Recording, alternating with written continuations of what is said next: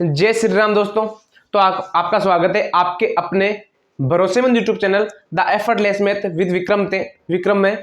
तो हम पढ़ रहे थे सीटेट प्रीवियस ईयर क्वेश्चन, और सीटेट प्रीवियस ईयर क्वेश्चन ने हमने कुल 15 भाग कंप्लीट कर लिया। और 15 भाग में कंप्लीट करने पर आपने क्वेश्चन पढ़े होंगे और आपने देखा होगा कि ज्यादातर क्वेश्चन किस भाग से आ रहे हैं और किस भाग से नहीं आ रहे हैं। ऐसा कौन सा क्वेश्चन है जो हर भाग में भी रिपीट हो रहा है, और ऐसा कौन सा क्वेश्चन है जो ज्यादा इंपॉर्टेंट है, ऐसा कौन से पर्सन है जिसके बारे में हमें कुछ ज्यादा नॉलेज नहीं है तो उसके बारे में ज्यादा नॉलेज करने की जरूरत है। तो हम ऐसे क्वेश्चन करते करते आज लाए हम ऐसा क्वेश्चन जो लगभग हमारे पिछले भाग में नहीं आया था। ये वाला क्वेश्चन तो पिछले भाग में नहीं आया था। तो ऐसे सरल क्वेश्चन भी आ सकते हैं, लेकिन ऐसे सरल क्वेश्चन आएंगे तो यहाँ पर कुछ ना कुछ छोटी मोटी मिस्टेक हो सकती है। तो इसको सरल करने में सावधानी बरतनी है, बस कठिन नहीं है लेकिन सावधानी बरतने की जरूरत है। तो देखते हैं पहला क्वेश्चन क्या कह रहा है हमारा 16 भाग का। इसमें दे रखा आपके पास जोड़वा की गुणा भाग का प्रश्न दे रखा है। तो इसको सरल करते समय आपको सबसे पहले भाग करना है, उसके बाद गुणा। पहले ब्रैकेट सरल होगा, सबसे बड़ा ब्रैकेट, उसके बाद गुणा भाग सारे सरल हो गए। तो सबसे पहले ब्रैकेट वाला सरल कर दो, इसको गुणा है तो सरल कर दो आप। क्यों प्लस का चिन्ह हो रहा है तो इसको मतलब है समस्या लेने की जरूरत नहीं है, तो इसको सरल करो। माइनस और माइनस का गुणा प्लस हो जाएगा, ये हो जाएगा 12 36, फिर प्लस, फिर ब्रैकेट हो जाएगा। फिर देखो 20 में 4 का भाग कितनी बार गया, माइनस है तो माइनस का 5 बार गया। फिर ये माइनस है, माइनस और माइनस कितना हो गया, प्लस हो गया। 8 का भाग 24 में कितनी बार गया, 8 का भाग 24 में 3 बार गया। फिर माइनस, फिर बड़ा कोष्टक। 16 में 2 का भाग कितनी बार गया, माइनस के 8 बार, फिर माइनस 8 हो गया, फिर बराबर माइनस का 4 प्लस का x। हमें x का मान ज्ञात करना है। तो ये 36 प्लस क्या हो जाएगा, यहां पर यहां हो जाएगा माइनस का 2, फिर हो जाएगा माइनस माइनस प्लस का 8 बराबर माइनस 4 प्लस x। ठीक है, माइनस का इधर प्लस में इधर आ जाएगा, माइनस में इधर प्लस में आ जाएगा। ये हो जाएगा 36 और 4 40, 40 और 48, और 48 में से 2 गया, कितना बचा 46। तो x का मान हमारे पास क्या आ जाएगा 46। तो एक बार के लिए इसको जो हम कर रहे हैं उसको एक बार के लिए वापस जरूर देख लेना। ठीक है, तो हमारा एकदम ये सही है उत्तर। आप वापस देख लेना, कहीं छोटी मोटी मिस्टेक होगी तो सरल कर लेना। तो सबसे पहले आपको ऐसे प्रश्नों में बड़ा कोष्टक, मझला कोष्टक, छोटा कोष्टक, फिर भाग, फिर गुणा, फिर प्लस या फिर माइनस, दोनों में से आप कोई भी सरल कर सकते हो। और इससे पहले भी होते हैं, वो आपको जो सूत्र वाले भाग है उसमें बताने की जरूर कोशिश करूंगा अगर मुझे याद रहा तो। लेकिन अगर ब्रैकेट आए तो ब्रैकेट को ऐसे सरल करना है आपको तरीके से। ठीक है, तो अगला क्वेश्चन देखो। ऐसा प्रश्न मैंने वैसे पढ़ लिया है तो एक बार वो देख लेते हैं कि यदि 8 अंकों वाली संख्या 1 2 3 4 5 6 7 8 अंकों वाली संख्या 88 से विभाज्य है तो इसका मान ज्ञात करना है। तो मैं x और y का मान ज्ञात, इसका गुणनफल क्या होता है 8 गुणा 11। तो इसका मतलब है जो दी गई संख्या 8 और 11 से विभाज्य होनी चाहिए। 8 के भाज्यता का नियम होता है कि दिए गए अंकों के लास्ट डिजिट में 3 डिजिट में अगर 8 का भाग जाता है तो उस पूरी संख्या में 8 का भाग जाएगा। तो जाएगा 600, ये हो जाएगा यहां पर, ये हो जाएगा 8 का भाग दो, 8 टू 80 64 65 66 67, 3 बच गया 3। हम यहां पर क्या लिखें कि इस y के स्थान पर हमें क्या लिखें यहां पर कि 8 का भाग चला जाए 2 लिखने पर। तो इसका मतलब है y का मान हमारे पास क्या आ जाएगा 2 आ जाएगा। आ गया 2। अब हमें क्या करना है, संख्या वापस लिखो जो दे रखी है y के मान के साथ लिखना है। अब भाग जाना चाहिए 11 का। 11 के भाग जाने का नियम है कि एकांतर क्रम में इसका अंतर निकालो। अगर अंतर 0 या फिर 11 से विभाज्य है तो उसमें 11 का भाग जाएगा। तो एकांतर क्रम तो ये हो गया, यहां से लेकर ये, यहां से लेकर ये। ठीक है, तो 3 और x, ये 8 3 11, 11 और 7 18, ये हो जाएगा 18 प्लस x, माइनस कर दो वापस, यहां हो जाएगा 0, ये हो जाएगा एकांतर क्रम इसका। ये यहां पर y नहीं लिखा, y नहीं लिखना, हमें 2 लिखना है क्योंकि 2 y का मान हमारे पास आ गया। तो 0 6 और 2 8। ठीक है, बराबर क्या हो जाएगा हमारे पास 11। क्या हो जाएगा हमारे पास 11 या 0 हो जाएगा। एक बार के लिए देखो, इसको सरल करो पहले। तो या तो होना चाहिए 0 या फिर 11। ठीक है, 18 में से 8 गए, कितना बचा 18 में से 8 गए, कितना बचा 10 बचा, प्लस का 10 बराबर 0 या 11। अब एक बार के लिए सोचो, यहां 0 रखना है क्या रखना, हम 10 को इधर भेजेंगे तो 10 हो जाएगा माइनस में, और माइनस में मान कभी नहीं होता है, फिर 2 अंकों में मान भी कभी नहीं होगा। इसलिए हम यहां किसका मान लिखेंगे, हम 11 लिखेंगे मान। तो x का मान हमारे पास कितना जाएगा 1 आ जाएगा। x का मान भी आ गया, y का मान भी आ गया, मान लिखो। तो 3 गुणा 1 प्लस 2, 3 और 2 5। तो हमारे पास 3x प्लस y का मान क्या आ जाएगा 5। भाग है, सॉरी प्लस नहीं है, भाग 2 सही 1/2 गुणा 3 सही 3/4 माइनस 5 सही 1/2 गुणा 4 सही 1/4 प्लस 1 सही 2/3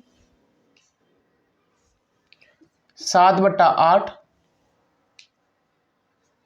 भाग क्या प्लस 3/4 गुणा 2/3 का मान। ये देखो थोड़ा सा बड़ा क्वेश्चन है, कठिन क्वेश्चन नहीं है, लेंथी क्वेश्चन है। तो अगर जब भी आपके कोई ऐसा क्वेश्चन आ जाए यार आपके उसमें उत्तर एक बार में करने पर उत्तर नहीं आए, तो मैं आपसे यही एडवाइस दूंगा कि आप उस क्वेश्चन को एक बार के लिए छोड़ दे, उस क्वेश्चन को छोड़ दो, उस क्वेश्चन पर क्लिक लगा लो कि मुझे बार बार वापस देखना है, इसको एक बार और देखना है। तो फिर आप बाकी के क्वेश्चन करो, और बाकी के क्वेश्चन हो जाए तो एक बार वापस करना, मेरी गारंटी है 100% आपके क्वेश्चन सरल हो जाएगा, क्योंकि कठिन नहीं है, लेकिन आंसर निकालने में थोड़ी सी हो सकती है, क्योंकि ये कैलकुलेटिव पर्सन है, गुणा भाग ज्यादा कठिन है। ठीक है, आगे देखो, इसको गुणा करो 6 18 और 2 20/3 हो गया। फिर यहां पर हम गुणा लिख लें डायरेक्ट या फिर भाग ले लेते, चलो 2 दून 4 है 5/2, फिर गुणा 4 3 पहले मिश्र भिन्न को हम सरल भिन्न में बदलो, 4 3 12 और 3 15/4 ठीक है, माइनस 5 दून 10 और 11/2 गुणा 4 चौके 16 1 17/4 फिर प्लस 3 2 5/3 आगे देखो 7/8 फिर प्लस, ये तो सरल ही कर लो आप, 3 दून 6/4 3 12, या फिर इसको थोड़ा सा काट लो एक बार के लिए, 3 से 3 गया 2 1 कम 2 2 दून 4, कितना बच गया हमारे पास 1/2 बच गया। ठीक है, अब देखो भाग इसको गुणा बदलो, तो 20/3 गुणा 2/5 गुणा 15/4 माइनस 11/2 गुणा 17/4 प्लस 5/3, इनको सरल करो एक बार के लिए, ये आ जाएगा लेसे पे 8 7 प्लस 2 4। ठीक है, अब जो सरल हो रहा है उनको सरल कर दो, 5 1 5 चौका 20 4 से 4 गया, 3 का भाग इसमें कितनी बार गया 3 5 15 हो गया, फिर 5 दूने 10। ठीक है, फिर यहां से जो कैंसिल हो रहा है कर दो इन दोनों पक्षों में, सिर्फ और इन दोनों में, कुछ नहीं हो रहा है तो माइनस करो। ठीक है, इनको गुणा कर लो, 17 को 11 से गुणा करेंगे तो 17 को 11 से गुणा करेंगे 7 8 1, ये हो जाएगा 187/8 फिर प्लस 5/3 गुणा, ये हो जाएगा 7 और 4 11 11/8 11/8, इसको आगे सरल करो एक बार के लिए। ठीक है, ये 11/8 हो जाएगा, 10 माइनस 187/8 फिर हो जाएगा 11 5 55/8 24, इनका लेसे पे ले लो आप, कितना आया 24 आया, आ गया लेसे पे 24, ये हो जाएगा 1 यहाँ हो जाएगा 240 माइनस 103 से गुणा करना पड़ेगा, इसको किससे गुणा करोगे 3 से गुणा करोगे, सही 11 5 8 24। ठीक है, 3 से गुणा करो, 7 21 हासिल लगा 2 8 24 26 हासिल लगा 2 3 2 5 फिर प्लस का 55, इन दोनों को जोड़ो, 240 और 55 कितने होते हैं 5 9 295, 561 में से 295 घटाओ, यहाँ बच जाएगा आपके 6, फिर 5 15 में से 9 गया बच गया 6, फिर यहाँ बच जाएगा 4 में से 2 गया 266, तो यहाँ पर आ जाएगा 266/24, वो भी आ जाएगा माइनस का। एक बार के लिए आप गुणा करो, इसमें कितनी बार जाता है तो कितनी बार जाएगा, भाग 24 से कम 24 2 बच गया, 24 से कम 24 2 बच गया, तो 2 सही, ये किसका आ जाएगा माइनस का आ जाएगा। एक बार के लिए वापस देख लेना,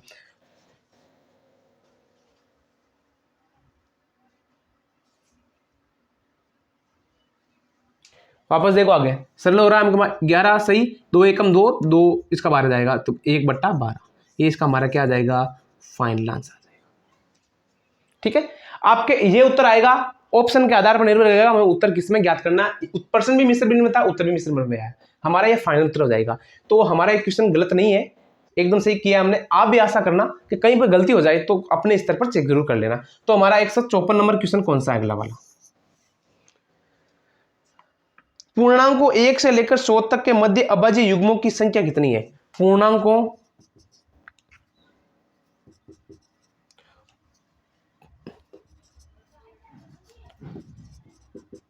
पूर्णांकों 1 से 100 के मध्य अभाज्य संख्या युग्म कितने हैं?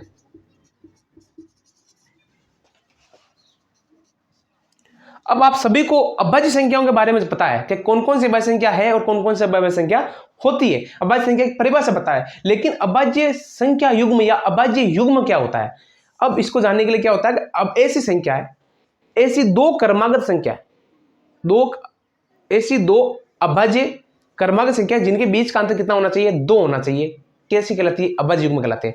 मान लो दो ऐसी कोई संख्या बताइए आप जिनके बीच में अंतर सिर्फ और सिर्फ कितनी है? 2 है, तो क्या हो जाएगा? अभाज्य युग्म हो जाएगा। मान लो मैं आपके सामने संख्या लिख रहा हूं 3 और 5, इनके बीच में अंतर कितना है? 2 है, इसका मतलब ये एक अभाज्य युग्म हो गया। अब 2 और 3 भी अभाज्य है, लेकिन इनके बीच में अंतर कितना है? 1, इसलिए अभाज्य संख्या नहीं होगी। दूसरा हो जाएगा हमारे पास 5 और 7 हो गया। उसके बाद हो जाएगा हमारे पास 11 और 13, ठीक है। 11 और 13, 13 15 नहीं है, 19 और 21 नहीं है, 17 और 19, हाँ 17 और 19 हो गया 2 का अंतर। उसके बाद 29 और 31, ठीक है।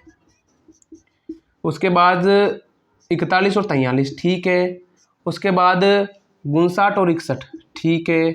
उसके बाद 71 और 73, ठीक है। और कौन सी? एक बार देखो, 1 2 3 4 5 6 7 8, इसके बाद तो शायद ही होगी कोई अभाज्य संख्या। एक बार देख लेना आप अपने स्तर पर।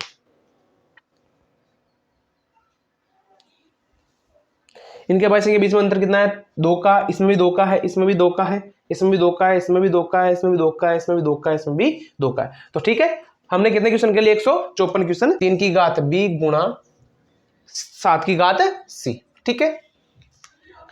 जहां a b c प्राकृत संख्या है, जहां a b c प्राकृत संख्या है, ठीक है। आगे देखो, आपको ज्ञात करना है 4a माइनस 5b प्लस सी, 5b प्लस सी का मान ज्ञात करना है।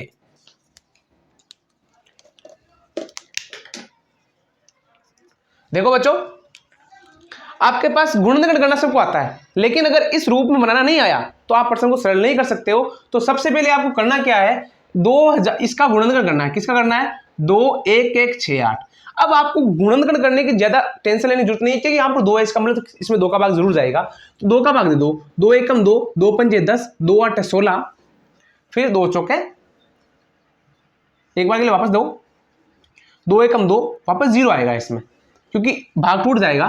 फिर 2 पंजे 10, 2 8 16, ये आ जाएगा। फिर 2 का भाग कितनी बार जाएगा? वापस देखो, 2 पंजे 10, 2 दूने 4, 2 नंबर 2, ये आ गया। फिर 2 का भाग जाएगा, 2 दूने 4 5, 2 छक्के 12, 2 चौके 8 9, 2 छक्के 14। फिर 2 का भाग जाएगा, एक बार देखो, 2 एकम 2, 3 2 और 3 चला गया। अब किसका भाग जाएगा? 3 3 6 7 8 9, सही है। किसका भाग जाएगा? हमारे पास 2 का हो गया, 3 का भाग जाएगा। 3 का भाग कितनी बार जाएगा इसमें? 3 3 9, 10 11 12, 3 चौके 12, ठीक है। 3 चौके 12 हो गया, 3 चौके 12, 3 एकम 3, ठीक है। फिर वापस किसका भाग जाएगा? 3 का भाग। इसको यहां पर कर लो आप, क्योंकि जगह बच जाएगी नीचे। ये 3 का भाग जाएगा, 3 एकम 3, 3 चौके 12, 3 7 21। अब किसका भाग जाएगा? 3 का भाग जाएगा। कितनी बार जाएगा? 3 चौके 12, 3 फिर जाएगा 7 का भाग। अब एक बार के लिए देखो, 2 की घात कितनी है? 1 2 3 4, तो 2 की घात 4 गुणा 3 की घात 1 2 3, 3 की घात 3, फिर गुणा 7 की घात 2। इसका मतलब जो हमारे पास ऊपर आया है वो हमारे पास एबीसी का क्या हो जाएगा? मान हो जाएगा। तो ए का मान हो जाएगा 4, बी का मान हो जाएगा 3 और सी का मान हो जाएगा हमारे पास 2। मान रखना है समीकरण में। तो 4 गुणा 4 माइनस 5 गुणा 3 प्लस 2, 4 चौके 16 माइनस 5 सी 15 प्लस 2, 16 में से 15 गया, 1 बचा, 1 और 2 3, हमारा फाइनल आंसर क्या आ जाएगा? 3 आ जाएगा। एक बार वापस देख लेना जरूर। अब अगला क्वेश्चन कौन सा है हमारे पास, 156 नंबर क्वेश्चन। कौन सा है, 156 नंबर क्वेश्चन। तो किसी पे हमने एक क्वेश्चन पहले भी किया था, आपने यहां पर मान दे रखा था, ऊपर घाते दे रखी थी, अब की बार उल्टा है, घाते दे नहीं दे रखी है और मान दे रखा है नीचे वाला। अगला क्वेश्चन क्या दे रखा है, माना कि x वह सबसे छोटी संख्या है जिसे, माना कि x वह सबसे छोटी संख्या है जिसे 8, 15, 8, 8, 12, 20, 8, 12, 20, 28, 35 से भाग देने पर, 28, 35 से भाग देने पर प्रत्येक दशा में 5 शेष रहे, प्रत्येक दशा में 5 शेष रहे, x के अंकों का योग ज्ञात करें।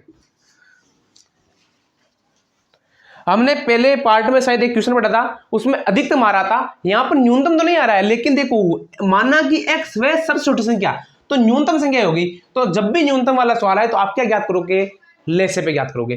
तो जो भी संख्या दे उसका लेसे भी ज्ञात करो, जितना भी शेष रहे, क्या रहा 5 तो 5 जोड़ दो, 7 शेष रहे तो 7 जोड़ दो, 10 शेष रहे तो 10 जोड़ दो। बस करना क्या है, वो तो जाएगा आपके x का मान, जो x का मान जो पूरा प्राप्त होगा, अंकों का योग, उन सभी के अंकों को जोड़ना है और उतरा जाएगा। तो सबसे पहले देखो क्या क्या दे रखा हमारे पास, 8, 12, 20, 28 और 35, ठीक है। 2 का भाग जाता है इसमें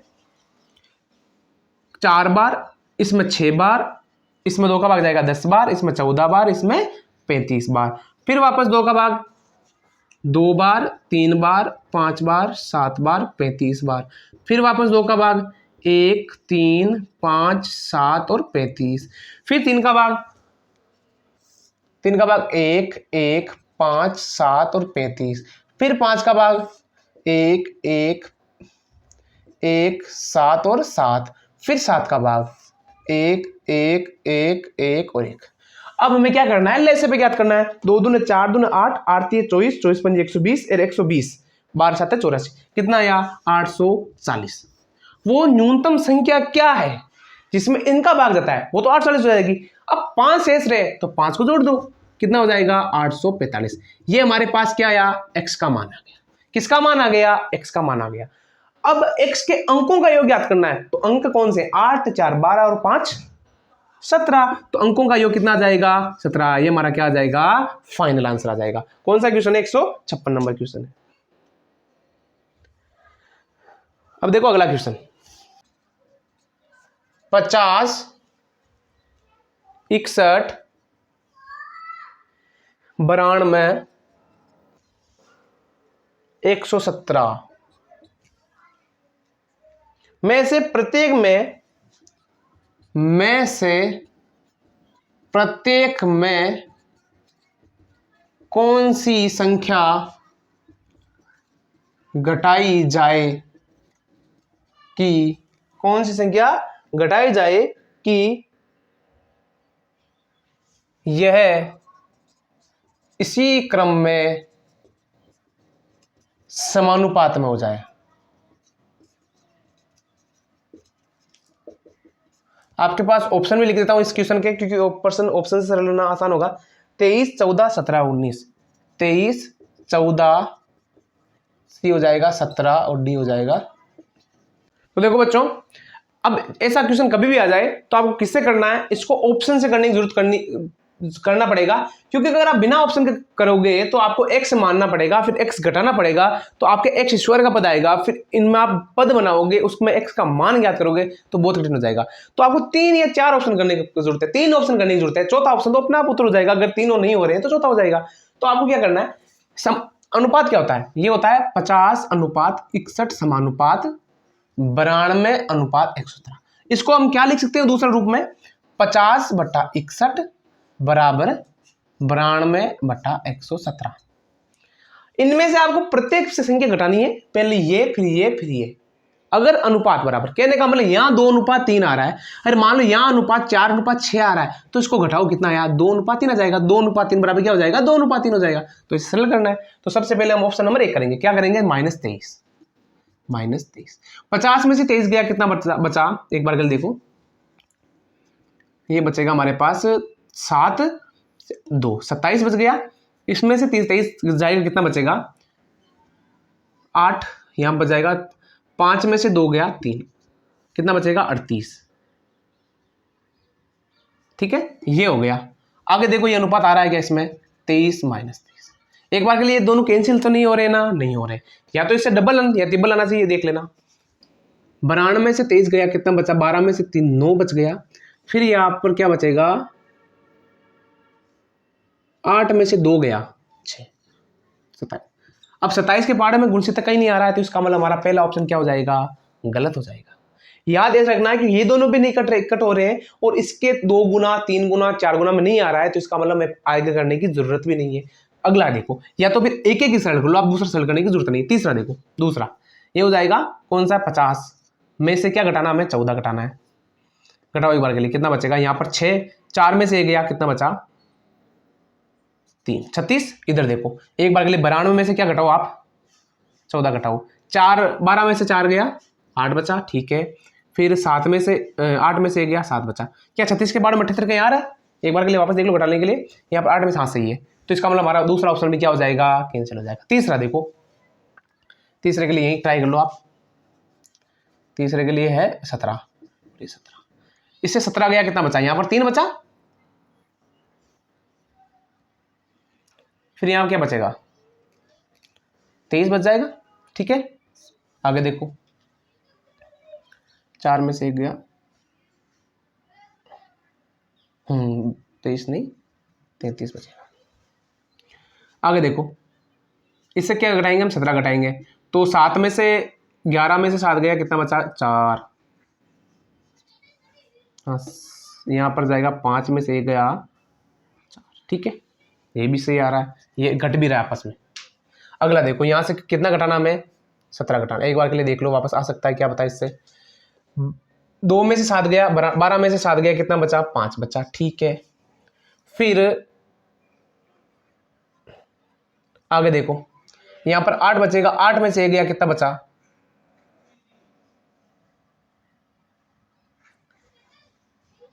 7 बचा, ठीक है। एक बार के लिए आगे ट्राई कर लो, यहां पर बचेगा 0 हमारे पास, और यहां पर क्या बचेगा,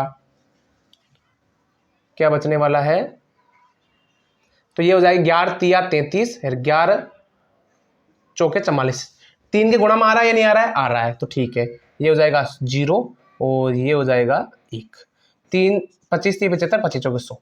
क्या दोनों का अनुपात बराबर है या नहीं है? तो आपको ऐसे ट्राई करनी है, घटाना है, 3 पद घटाओगे, चौथा ये अगर इसमें भी उत्तर नहीं आता तो चौथा हमारा उत्तर ऑटोमेटिक ही हो जाता। तो आपको एक ही चीज याद रखनी है, जल्दी से घटाना है। अगर आप उस दूसरे तरीके से करते तो आप कैसे करना होता है, एक बार देख लो, 50 - x बटा 61 - x बराबर 92 - x बटा 117 माइनस। अब इसको इससे गुणा करो, इसको इससे गुणा करो, इससे भी एक्स स्क्वायर का पद बनता है, इससे भी एक्स स्क्वायर का पद बनता है, फिर एक्स स्क्वायर का एक बहुपद बनता है द्विघात वाला, फिर द्विघात वाले पद को मैं सरल करना पड़ता, फिर उत्तर निकलता। तो ज्यादा लेंथी होता था, ये इतना छोटा सा ज्यादा लेंथी नहीं होगा। तो 158 नंबर क्वेश्चन हमें क्या कहता है, ठीक है।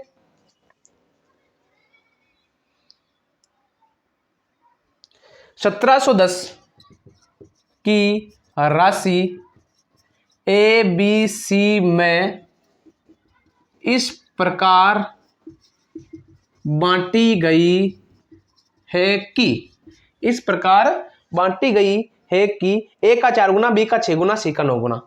ए का 4 गुना, बी का 6 गुना और सी का 9 गुना बराबर है। आपको ज्ञात क्या करना है, ए व सी का अंतर, ए व सी का अंतर। देखो बच्चों बहुत ही सरल क्वेश्चन है, हार्ड नहीं है, जो दे रखा है वैसे करते जाओ। किसका 4 गुना, ए का 4 गुना तो 4 ए, बी का 6 गुना तो 6 बी, और सी का 9 गुना 9 सी। आपस में क्या है, बराबर है। तो हमें एबीसी का अनुपात चाहिए, तो आप ए यहां पर लिख दो आपसे ए अनुपात बी अनुपात सी। अगर तीनों का अनुपात आ जाएगा तो हम इसको डिवाइड कर लेंगे योग से, फिर हम अंतर ज्ञात कर लेंगे। तो एबीसी का अनुपात क्या होगा, जिसका भी अनुपात ज्ञात करना है उसको छुपा लो। 6 9 6 54, ठीक है, अनुपात। इसका याद करना, इसको छुपा लो। 9 चौके 36 अनुपात। इसका याद करना, इसको छुपा लो। 6 चौके 24।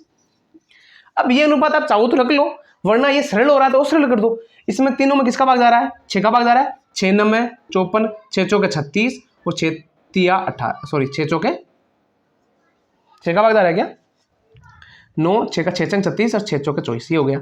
अब भी जा रहा है, नहीं जा रहा है, तो इसका मतलब अनुपातों का योग कितना हो जाएगा, 9 और 6 15 और 4 19, कितना हो जाएगा, 19 हो जाएगा। तो हमारे पास टोटल योग कितना दे रखा है, कहने का मतलब ये इनके पास प्रत्येक के पास राशि है, इसके 9 है, इसके 6, इसके 4 है, टोटल कितनी है, टोटल का भाग लगा दो, ये हो जाएगा 19।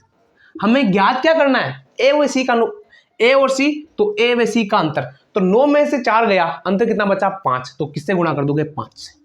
तो ये कितनी बार जाएगा, 9 बार चला जाएगा। 90 को 450 फाइनल आंसर। अगर हमें पूछा होता कि ए के पास कितनी राशि है, तो हम किससे गुणा करते हैं, 9 से। अगर पूछा होता बी के पास राशि है तो 6 से गुणा करते हैं। अगर पूछा होता कि सी के पास राशि 4 से गुणा करते हैं। अगर आपसे पूछा होता कि ए व बी के पास राशि, तो 9 और 6 15, तो किससे गुणा करते हैं, 15 से गुणा करते हैं। जो पूछा उससे गुणा करना है। हमें ए व सी का अंतर पूछा है, तो ए व सी का अंतर कितना है, 9 में से 4 गया, 5 अंतर, तो किससे गुणा किया, 5 से गुणा किया। तो हमारे पास फाइनल आंसर कितना आ जाएगा, 450। कौन सा क्वेश्चन हो गया, 158 नंबर क्वेश्चन।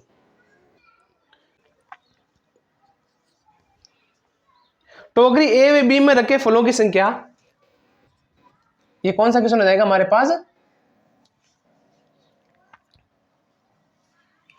159, ठीक है। टोकरी ए व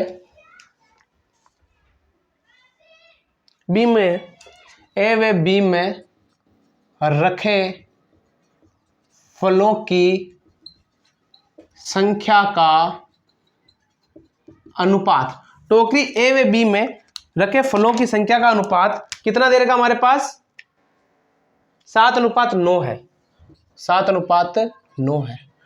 टोकरी ए से 6 फल, ए से क्या निकाल कर बी में डाल दिए गए, तो अनुपात 1:7, 1:3 हो गया। कितना हो गया, 1:3 हो गया। ए व बी में कुल फल, ए व बी के पास कुल फल कितने, ऑप्शन क्या दे रखे हमारे पास, 40 28 32 36, 40 28 32 36। ये हो गया ए, ये बी, ये सी और ये डी। ये हमारा क्या हो जाएगा, सॉल्यूशन हो जाएगा। इस प्रश्न को देखते घबराना नहीं है। हाँ, आप उस दूसरे तरीके से भी कर सकते हो। किससे कर सकते हो, एक बार देखो, ए बी के अनुपात कितना हो जाएगा, 7:9। ए में से केंद्र फल निकाले हमने, 6 फल निकाले, किस में डाल दिए, ये हो जाएगा x, ये हो जाएगा कितने, 6, इस 6, क्या अनुपात क्या हो जाएगा, 6 से ए से निकाला, तो ए से निकाला और बी में डाल दिया, तो अनुपात 1:3 हो जाएगा। इसको सरल कर लो, आपको उत्तर मिल जाएगा। अगर किसी को डायरेक्ट उत्तर चाहिए कि सर मान दो सरल कर चाहिए, बेसिक तरीका सरल करके चाहिए उत्तर, तो उनको डायरेक्ट उत्तर मिल जाएगा। अगर आपको लगता है सर ऑप्शन से हो सकता है ये प्रश्न, तो ऑप्शन से कर लेना। हम दोनों तरीके से कर लेंगे, चाहो तो आपकी मर्जी, दोनों से सेम उत्तर आएगा। देखते हैं पहला उत्तर हमारा क्या है। ए बी के पास कुल फल पूछे गए, तो देखो फलों को निकाला और फल डाल दिए। ऐसा तो नहीं निकालने के बाद उसको रोक लिया गया, दूसरे में डाल दिए, तो फलों की संख्या में परिवर्तन नहीं होना चाहिए। ए व बी दोनों के पास फल बराबर है। क्यों, क्योंकि ए व बी के पास फल पहले भी योग बराबर था। मान लो मेरे पास इस हाथ में 5 पेन है, इस हाथ में 4 पेन है, ठीक है, इसमें 5 है, मैंने एक पेन उठा के इधर रख दिया। पहले टोटल योग कितना था, 5 और 4 9। अब कितना रहेगा, 5 और 4 कितना, 9। अब इसमें 4 पेन है, इसमें 5 पेन है, एक पेन इधर डाल दिया, इसमें इधर कितने हो गए 5, इधर कितने हो गए 4। योग तो कितना रहेगा, 6 का 9 का 9 ही रहेगा ना, कम से ज्यादा नहीं होगा ना। तो योग तो आपके पास कितना रहेगा, जितना फल आएंगे, ठीक है। तो इसका मतलब जो हमारे पास उत्तर दे देगा वो योग हो गया। तो आपको डायरेक्ट याद करने के लिए इन अनुपातों को जोड़ो, योग याद करना है तो अनुपातों को जोड़ो। 7 और 9 16, किस संख्या में 16 का भाग जाता है, इसमें जाता है, इसमें जाता है, इसमें जाता है, एक में जाता है, इसका मतलब हमारा फाइनल आंसर हो गया। दूसरा देखो, दूसरे अनुपात देखो 3 और 1 4, 4 का भाग इसमें जाता है, तो इसका मतलब हमारा क्या हो जाएगा, फाइनल आंसर हो जाएगा डायरेक्ट। इसे सरल करके देख लो, देखो 7 21 x माइनस 6 18 बराबर 9x प्लस का 6, ठीक है। इधर आ जाएगा 21 में से 9 गया, कितना बच गया, 12x बच जाएंगे। फिर हो जाएगा 6 और कितना हो जाएगा, 18 और 6 24, और x का मान हमारे पास कितना आ जाएगा, 2 आ जाएगा।